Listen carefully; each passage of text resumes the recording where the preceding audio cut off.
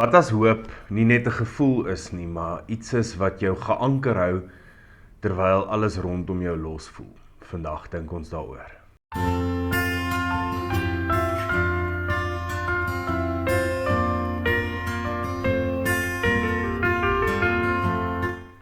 Vriende, goeiemôre.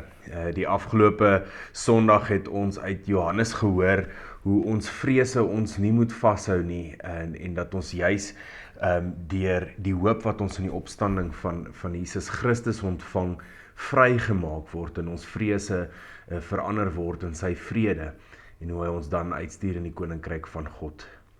Na aanleiding van dit wil ek vandag bietjie verder saam met jou dink oor hierdie hoop wat ons ontvang in Christus, en om ons te lei met dit, wil ek vir ons so 'n stukkie saam uit die 1 Petrus brief lees. Nou, Petrus skryf hierdie brief vir gelowiges in Klein-Asië wat vervolging beleef en verwerping ook beleef, omdat hulle nou oorgeskakel het of tot geloof gekom het in Christus en deel geword het van die Christelike geloof. En dit het van hulle beteken dat hulle al die praktyke wat hulle in hulle vorige lewe geleef het, moet afsê wat nie in lyn is met die Christelike beginsels nie.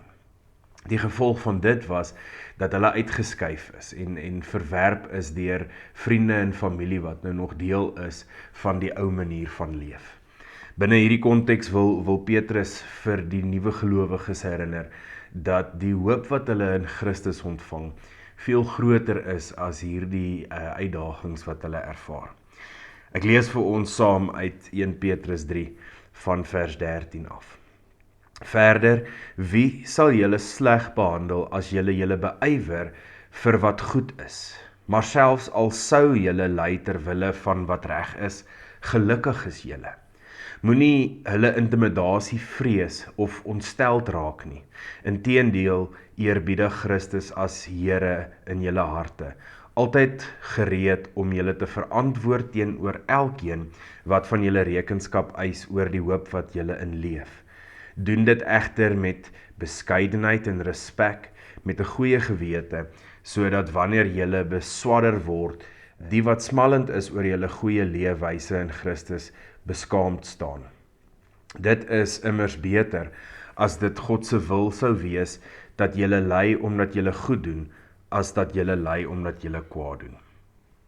Petrus spreek hier 'n vrees aan wat die eerste gelowiges in daai gemeente in Klein-Asië vashou om die goeie werk te doen, dit wat hulle mee toevertrou word om die koninkryk van God te verkondig. En dit is die vrees vir isolasie of verwerping, om uitgeskuif te word, om alleen te staan.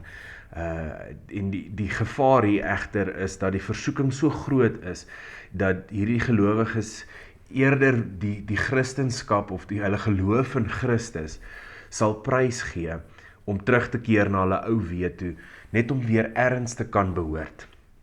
Maar om hulle te herinner aan die hoop wat hulle nou het in die opstanding van Jesus Christus, moedig Petrus hierdie gelowiges aan om steeds goed te doen, om steeds aan te hou met die goeie werk waarmee hulle besig is, en dat hulle nie nodig het om hulle identiteit te gaan soek in hulle ou weë nie, maar dat hulle nou 'n nuwe identiteit gevind het in Christus.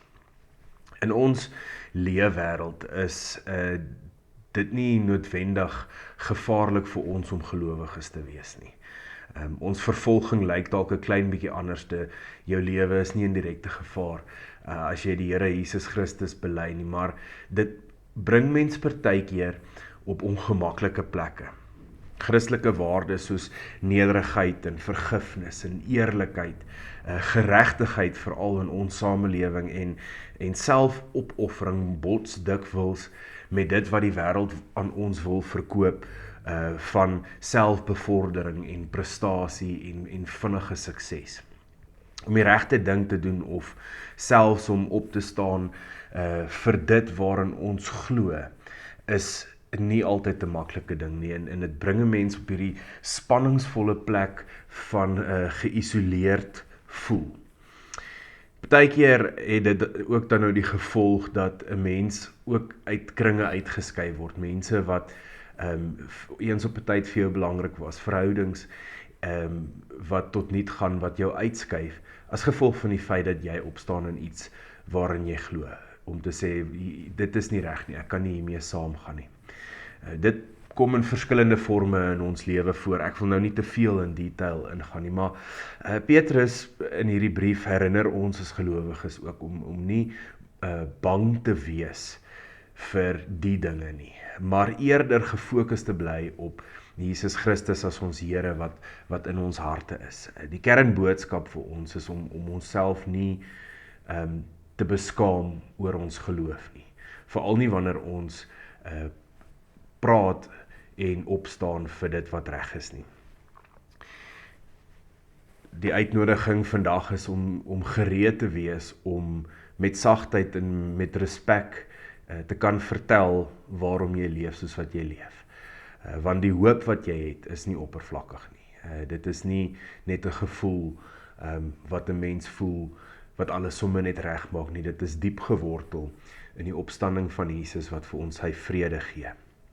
Mag jy vandag en in hierdie week wat kom met vrymoedigheid en met vrede leef, geanker in die hoop wat ons van Christus ontvang en met jou hart oop, ook om sy goedheid teenoor ander uit te leef. Mooi dag vir jou.